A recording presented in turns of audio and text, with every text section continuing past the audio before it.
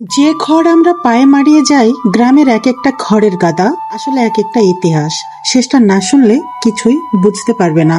খড়ের গাদা বাংলা গৃহস্থের উঠানে দাঁড়িয়ে থাকা এক শান্ত প্রহরী। কেউ দেখে খাবার, কেউ দেখে জ্বালানি, কিন্তু গ্রামের মানুষ জানে খড় মানে শুধু খড় নয়। খড়ের গাদা হয় সাধারণত গম্বুজ বা ত্রিকোণ আকৃতির। নিচে বাঁশ বা খুঁটি পুঁতে উপরে হাতের ছাঁচে গেঁথে তোলা হয় বিশাল এক গাদা, যা বাইরে থেকে দেখতে হয়তো এলোমেলো, কিন্তু তার ভেতরে লুকিয়ে থাকে গরুর শীতকালীন খাবার, রান্নার জ্বালানি আর বৃষ্টির দিনে ছেলের আঁকা ঘরের ছায়া।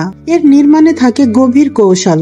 জমির উঁচু জায়গা, পাটখড়ি বিছানো মাটি, পরে খড় গেঁথে ছাউনি দেওয়া, যেন বৃষ্টির পানি না ঢোকে। আমাদের দাদি নানিরা বলতো, খড়ের গাদা দেখে গৃহস্থের অবস্থা বোঝা যায়, কারণ খড় ছিল সঞ্চয়ের প্রতীক। ধান তোলা হয়ে গেছে, এখন খড় জমেছে, অর্থাৎ সংসার স্বাচ্ছন্দ্যে চলছে। ইংরেজিতে একে বলে হে স্ট্যাক, আর এক প্রবাদ আছে, make hay while the sun shines, মানে হলো সময় থাকতে কাজ সেরে নাও। তবে এই জায়গাটায় একটু ভাবো, যেখানে আজ শহরের বাচ্চারা খেলে মোবাইলে, সেখানে একসময় খড়ের গাদার ছায়ায় চলতো লুকোচুরি। খড়ের গাদার পেছনে লুকানো ছিল শীতের গল্প, মায়ের ডাক আর গৃহস্থ জীবনের গন্ধ।